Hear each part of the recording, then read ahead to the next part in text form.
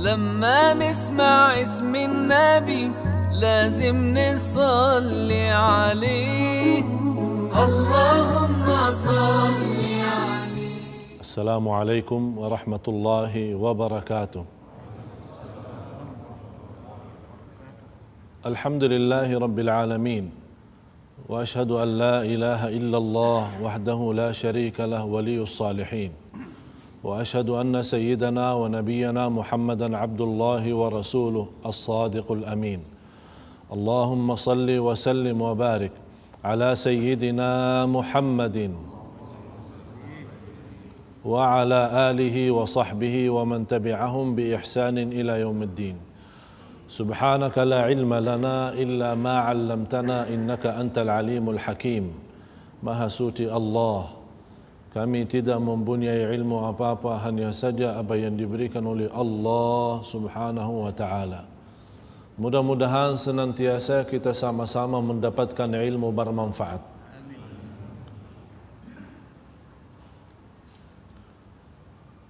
هو الذي أرسل رسوله بالهدى ودين الحق ليظهره على الدين كله وكفى بالله شهيدا. محمد رسول الله. سورة الفتح. بالهدى ودين الحق. Allah mengutuskan para nabi membawa huda wa dinil haq. Huda ilmun nafi'. Wa dinul haq amalun salih. Ilmun nafi' dan amalun salih. Jamaah sekalian yang sama-sama dimuliakan Allah Subhanahu wa ta'ala, kita bersyukur masih diizinkan dan diberikan oleh Allah Subhanahu wa ta'ala kemudahan untuk sama-sama melanjuti dan mempelajari sirah Rasul sallallahu alaihi wa alihi wasallam. Saya ulang lagi, setiap anda mendengar nama Rasulullah wajib balas salawat. Jangan jadi manusia yang kikir, yang pelit. Sallu ala Rasulillah. Allahumma salli wa sallim wa barik alaihi. Sebelum saya menceritakan Rasulullah sallallahu alaihi wasallam saat menerima wahyu yang pertama, saya sedikit kembali kepada bahasan kita yang lalu tentang sejarah Ka'bah. Harus kita fahami sebagaimana dijelaskan oleh ulama ahli sirah, sebagaimana Imam Ibn Jarir At-Tabari, Ibn Ishaq, Ibn Hisham, Dalailun Nubuwah lil Imam Al-Baihaqi, dan para ulama-ulama yang lain yang menulis tentang sirah Nabi Muhammad sallallahu alaihi wasallam. Kemudian Bidayah wan Nihayah lil Imam Ibn Kathir. Pertama yang membangun Ka'bah itu, atau istilah lain, Ka'bah itu pernah dibangun 10 kali. Yang pertama malaikat dengan perintah Allah. Yang kedua Nabi Adam. Yang ketiga keturunan Nabi Adam. Yang keempat Nabi Ibrahim dan Ismail. Yang kelima ada keluarga yang dikenal dalam sejarah Al-Amaliq atau Al-Amaliq. Kemudian yang keenam adalah Bani Jurhum.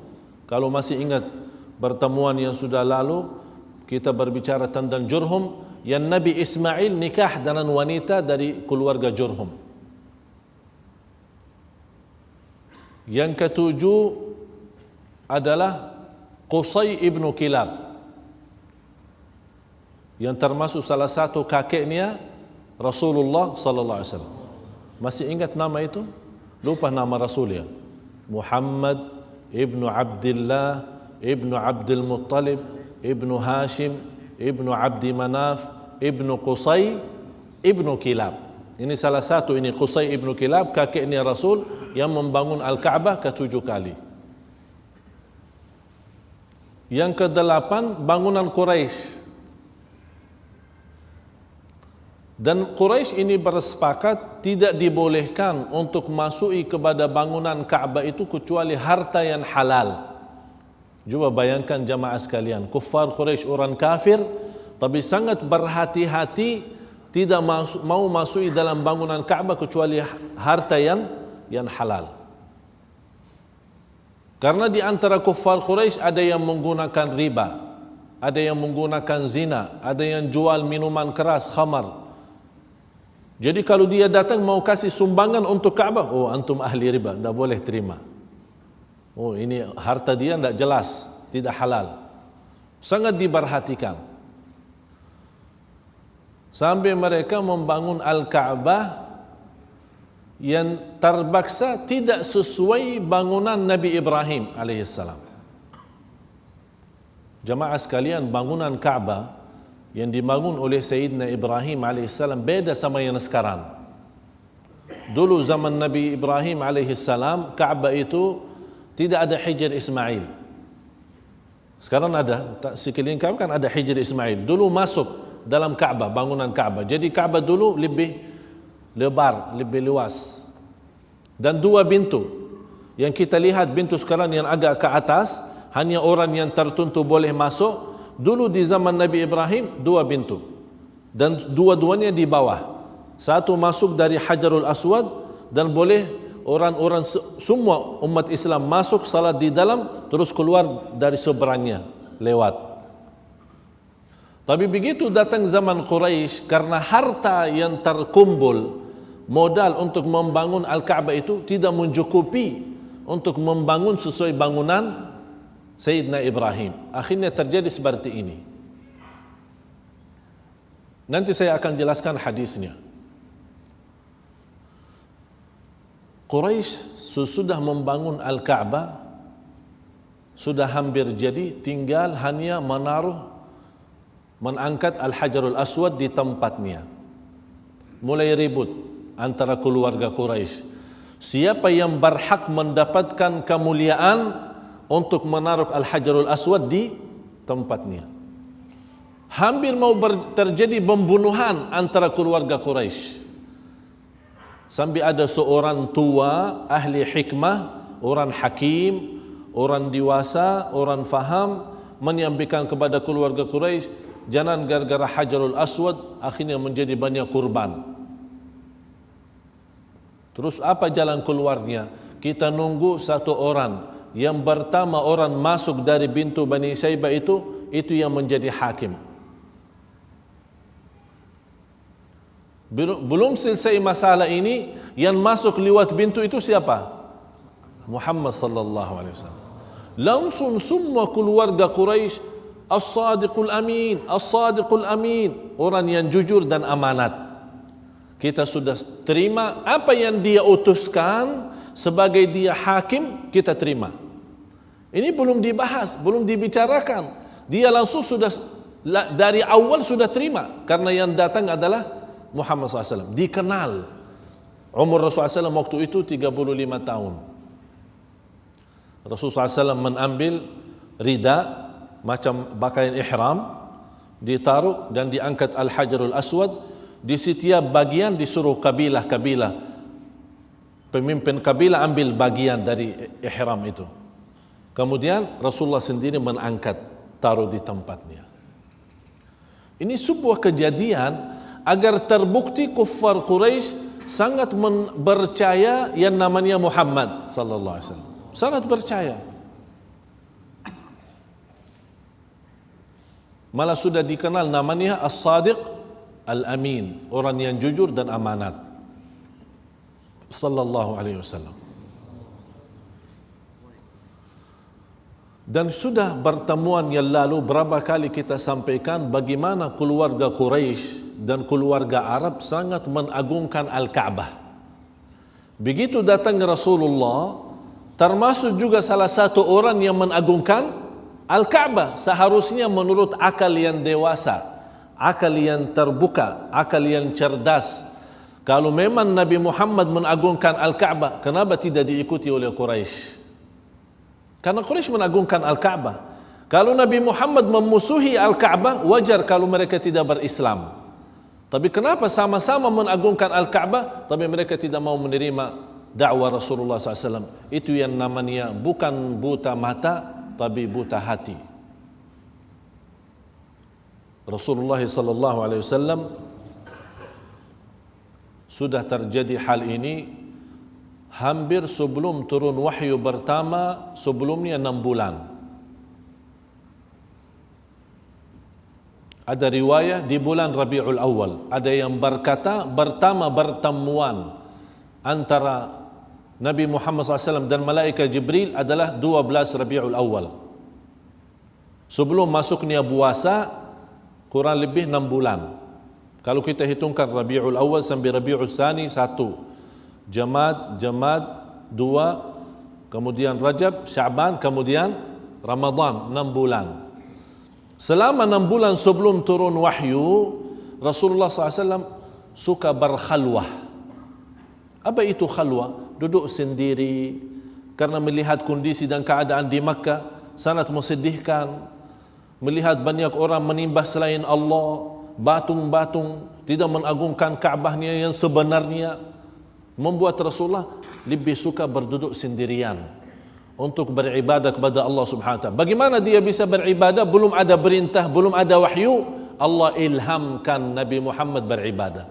Ada ilham, tafakkur, bertafakkur, memfikirkan dengan kekuasaan Allah dan alam cipta Allah Subhanahu wa taala. Sampai melihat mimpi-mimpi, apapun yang dilihat oleh Rasulullah dalam mimpi besoknya terjadi nyata. Ini juga tanda pertama Nabi Muhammad sebagai Nabi. Oleh karena itu kata Rasulullah SAW di hadis yang sahih yang diriwayatkan Imam Ahmad dalam musnadnya, ar-ru'yatus salihah, mimpi yang salih. Kalau dalam ru'ya, kalau dalam mimpi yang tidak ada artinya atau tidak ada intinya, itu namanya mimpi. Bisa boleh dari syaitan. Tapi kalau ru'ya itu dari Allah Subhanahu wa taala. Apa itu ru'ya?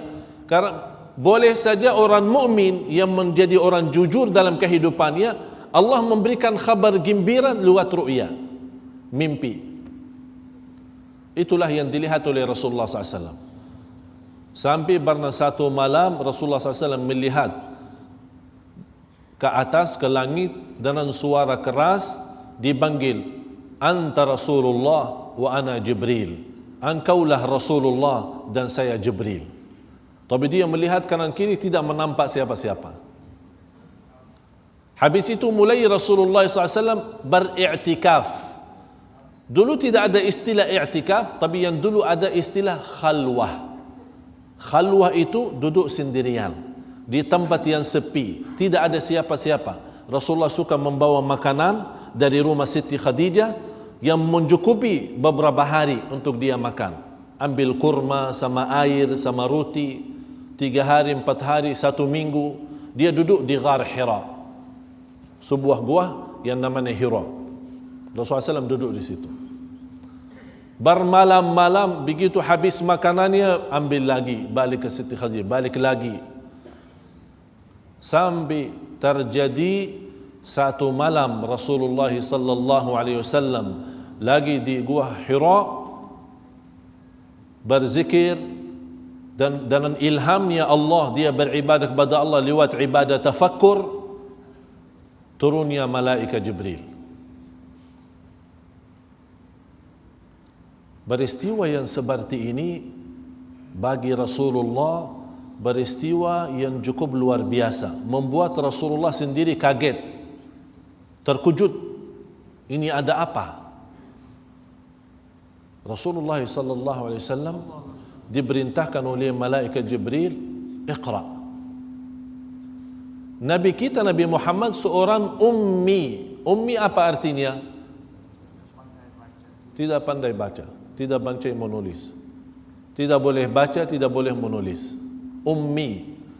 Dan banyak di negeri Arab di saat itu banyak yang ummi, tak boleh baca, tak boleh nulis.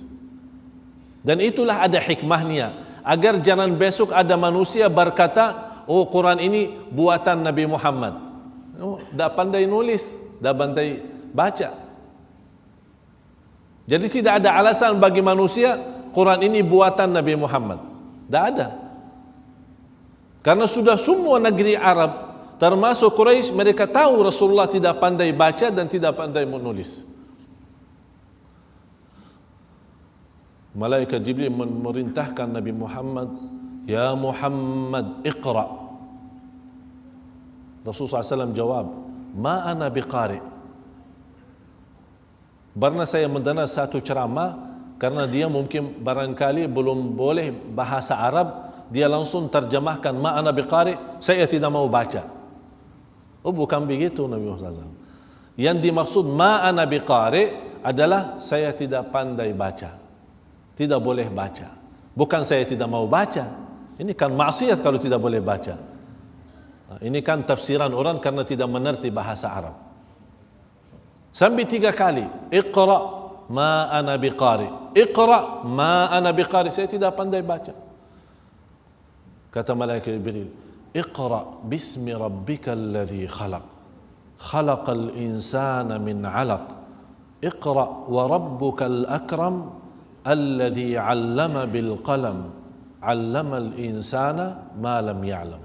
5 ayat, sungguh barangkali kita semua sudah hafal, tapi apakah sudah faham? Ini 5 ayat. Selama umat manusia umumnya dan umat Islam khususnya mempraktik kata Allah ini, akan maju dan makmur. Bagi ayat ini tidak dibolehkan bagi kita umat Islam tidak pandai baca. Iqra, bacalah. Harus pandai baca. Kenapa kita melihat sekarang umat manusia, apalagi di negeri barat, kalau kita lihat orang barat datang kemari ke negeri kita atau di mana saja, mereka sangat menjaga waktu dan masalah baca.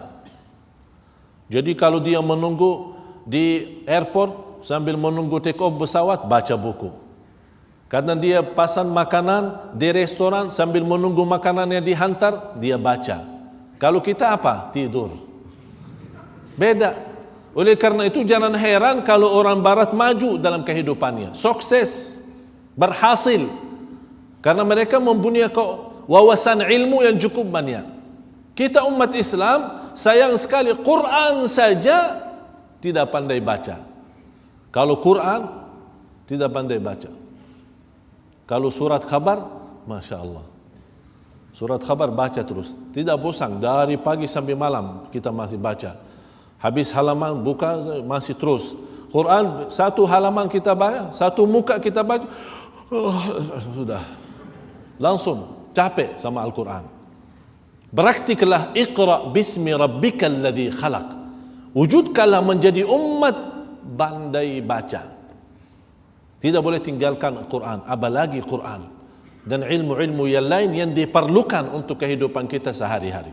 Bukan hanya agama, ilmu politik, ilmu ekonomi, ilmu sosial, ilmu kehidupan kita, ilmu di rumah tangga kita, di mana saja kita perlu ilmu. Harus kita menjadi umat yang berilmu, karena dengan ilmu kita maju. Iqra bismi rabbikal ladzi khalaq. Di antaranya ayat 'allamal insana malam ya'lam. Habis malaikat Jibril memberi wahyu kepada Rasulullah SAW. Rasulullah SAW dalam komentar hatinya belum fokus, belum mensadari apa yang terjadi, langsung kembali kepada rumahnya dalam Siti Khadijah. Dalam komentar saking dinginnya Rasulullah dan sakitnya Rasulullah SAW, langsung diminta sama istrinya Khadijah, "Zammiluni, zammiluni, dathiruni, dathiruni." Tutupilah, selimudilah aku, karena saya merasa kedinginan yang luar biasa.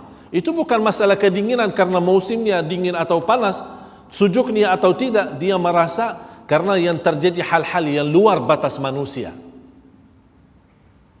Akhirnya ditutupi oleh Siti Khadijah dalam selimut agar ditenangkan Rasulullah SAW. Disitulah Rasulullah SAW mulai menceritakan kepada istrinya Siti Khadijah. Inilah istri yang salihah, tempat curhat kita, tempat berbicaraan kita. Kita punya masalah, boleh ajak bicara. Jangan-jangan kita punya istri menjadi hanya sebagai pembantu saja di rumah. Cuci, setrika, udah, tidak ada bicara. Kalau orang mau ajak kita bicara, ngobrol, sana. Tugas kamu nanti saja, malam. Tidak boleh semacam ini. Harus kita, inilah contoh kita Rasulullah sallallahu alaihi wasallam. Kalau Rasulullah sendiri punya masalah, dia terbuka sama istrinya sendiri sallallahu alaihi wasallam. Istrinya Khadijah sebagai orang wanita yang salihah, dia menenangkan hati Rasulullah. Ini belum juga terjadi apa yang masalahnya apa. Siti Khadijah juga belum tahu. Tapi kata Siti Khadijah, wahai Muhammad, jangan khawatir. Yang terjadi ini pasti ada sebuah rahasia yang kita belum tahu. Yang jelas ini bukan sebuah masalah atau sebuah gangguan dari hantu atau jin atau syaitan, bukan.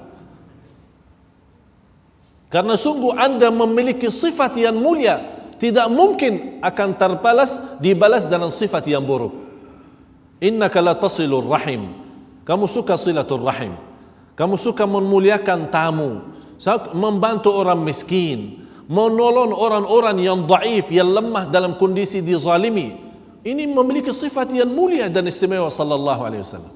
Cubalah kita pergi kepada Waraqah ibnu Naufal.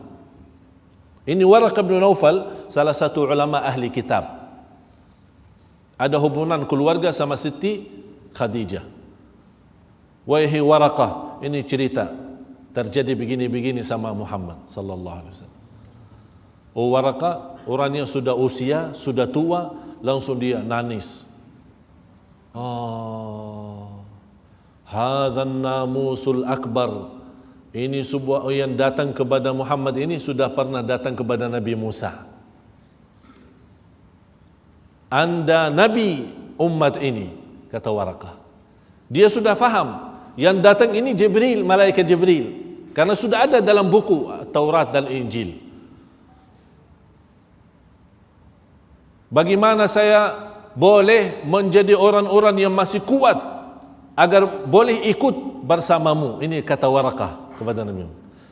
Sudah saya usia, sudah umur terlanjur. Tapi ada satu masa, wahai Muhammad, akan kaummu, ada satu saat kaummu sendiri akan mengusirmu dari kota Makkah.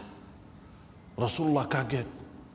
Saya akan jadi nabi dan kaumku sendiri, kaum saya sendiri mengusir saya dari Makkah. Kata Waraqah bin Naufal, tidak ada nabi sebelummu membawa dakwah seperti ini, pasti akan menghadapi banyak cobaan dan ujian. Allahumma salli wa sallim ala sayyidina Muhammad. Ini langkah pertama. Kalau kita mendapatkan hal seperti ini, begitu tergoda, terganggu dengan sedikit cobaan dan ujian, kita langsung pasrah. Saya tidak ada urusan dakwah. Ini bukan urusan saya ini. Ini baru cobaan langkah pertama sudah langsung pasrah. Dakwah harus capek. Dakwah harus keringat. Kalau anda berdakwah belum dicaci maki, anda berdakwah belum ditolak, anda berdakwah belum dilimbar, anda berdakwah belum dihina, berarti belum berdakwah. Masih baru langkah pertama. Mau memiliki martabat para nabi dan rasul, harus kena cobaan dan ujian. Anda di jalan para nabi, di atas jalan para rasul, berarti harus anda menghadapi banyak cobaan dan ujian. Jangan anda merasa dakwah itu senang. Tidak ada namanya senang. Habis itu Rasulullah SAW mulai bertahap dakwahnya, yang saya tidak akan bahas seluas-luasnya, tapi mulai bertahap dengan dakwah rahasia, diam-diam mengajak istrinya Siti Khadijah, kemudian Sayyidina Abu Bakar, dia pertama orang dari lelaki yang masuk Islam, kemudian mengajak Sayyidina Ali bin Abi Talib. Di antara anak-anak yang pertama masuk Islam adalah Sayyidina Ali bin Abi Talib radhiyallahu anhu. Dari kaum wanita yang pertama masuk Islam adalah Siti Khadijah. Mulailah sedikit-sedikit, perlahan-lahan Rasulullah mulai berdakwah diam-diam. Sampai turunnya, ya ayyuhal muddathir, qum fa'anzir. Sudah bangun, ingatlah umat. Sudah cukup diam-diam. Sudah selesai diam-diam. Harus terang-terang. Jelaskan kepada umat. Rasulullah SAW naik ke Jabal Abi Qubais. Yang ada, sekarang sudah tidak ada. Sudah dibangun hotel. Habis. Sayang, semua bekas-bekas tanda-tanda sirah-sirah itu sudah hancur. Tidak ada lagi. Tempat kelahiran Rasul sudah tidak ada. Tempat duduknya Rasul tidak ada. Tempat belajar Rasul tidak ada. Sudah la haula wala quwwata illa billah. Inilah kehilangan sejarah kita. Naik Rasulullah SAW. Wa sabaha, wa sabaha. Ini sebuah panggilan. Kalau ada pengumuman dipanggil seperti itu. Sekarang kalau ada pengumuman ada polisi. Wah, wah, wah, wah. Udah orang-orang faham. Ini ada pengumuman. Tapi dulu tidak ada kan macam miknya dan macam ini tidak ada. Lampu ini tidak ada. Tidak ada semua. Jadi kalau ada orang ada pengumuman tinggal naik Jabal Abi Qubais, dia panggil wa sabaha, artinya wa sabaha, ya pagi-pagi, artinya pagi-pagi kumpul-kumpullah ada pengumuman. Semua lihat yang memanggil dan bertanya di atas gunung itu adalah Muhammad SAW. Oh, ini Muhammad As-Sadiqul Amin, As-Sadiqul Amin. Marilah kita, ada apa? Semua berkumpul. Dan Rasulullah SAW mencerita, kalau saya mencerita kepada kalian ada sebuah tentara yang akan serangi Makkah, ada sekarang di belakang gunung ini, sebentar lagi mau maju serangi Makkah, apakah kalian percaya kepada aku atau tidak? Apa jawaban keluarga Makkah? Semuanya percaya. Selama anda bersama kami di Makkah, tidak pernah kita kenal namanya bohong. Tidak pernah ada cerita bohong, selalu jujur. Pasti kami percaya. Walaupun peristiwa ini kan tentara yang datang mau dari gunung mau langsung serangi Makkah, hal-hal yang luar biasa. Tapi mereka percaya. Langsung Rasulullah SAW, kalau memang sudah begini, inni ad'ukum, saya mengajak anda sekalian untuk berkata kalimat syahadat. Ashhadu an la ilaha illallah wa ashhadu anna Muhammadar Rasulullah. Mengajak kepada ibadah kepada Allah, tinggalkan ibadah batung-batung. Apa jawaban mereka? Semua diam. Hanya satu yang berbicara, paman Rasul Abu Lahab. Kata Abu Lahab. Ini dari pagi-pagi suruh panggil-panggil wa sabaha, wa sabaha. Orang-orang jauh-jauh datang kumpul-kumpul. Ini yang anda mau sampaikan? Uffil laka wa lima ataitu. Tabbal laka. Terputus tanganmu, terputus kehidupanmu. Celakamu. Ini paman Rasulullah. Rasulullah malu. Pamannya seperti ini. Karena dia pertama kata mengucapkan tabbat laka ya Muhammad, terputuslah hidupmu, celakalahmu, Allah juga balas. Tabbat yada Abi Lahabin wa tab. Sama. Allah Maha Adil. Karena dia mengucapkan kata ini di hadapan Rasulullah, Allah juga balas. Allahu Akbar. Tapi Rasulullah tetap melanjutkan dakwahnya. Tetap berdakwah, tetap bersemangat. Sambil mereka menggoda, mengganggu. Ada pamannya Rasulullah Abu Talib. Walaupun Abu Talib tidak mengajak dakwah Rasulullah, tidak mengikuti dakwah Rasulullah, tapi senantiasa membela. Membela. Tidak ada yang berani selama ada Abu Talib, tidak ada yang berani goda Nabi Muhammad sallallahu alaihi wasallam. Tapi ada yang menawarkan, diberikan nawaran. Ditawarkan bermacam hal agar Rasulullah SAW tinggalkan dakwahnya, tinggalkan Islam, biarkan mereka masing-masing. Tapi Rasulullah SAW tetap bertahankan diri di jalan Allah agar Allah Subhanahu wa taala menyempurnakan agama. Sampai disempurnakan agama itu yang diridhai Allah Subhanahu wa taala. Mudah-mudahan dalam pertemuan yang akan datang kita akan bahas sama-sama apa yang ditawarkan oleh kufar Quraisy kepada Rasul agar berhenti dakwah, berhenti mengajak umat manusia ke Islam, tapi Rasulullah SAW masih bertahan. Mudah-mudahan dalam pertemuan yang akan datang semua kita dalam keadaan sihat wal afiat dan diridhai Allah Subhanahu wa taala. Innallaha wa malaikatahu yusalluna 'alan nabi ya ayyuhalladzina amanu sallu 'alaihi wa sallimu taslima. Allahumma salli wa sallim wa barik ala sayyidina Muhammad wa ala alihi wa sahbihi wa sallam walhamdulillahi rabbil alamin.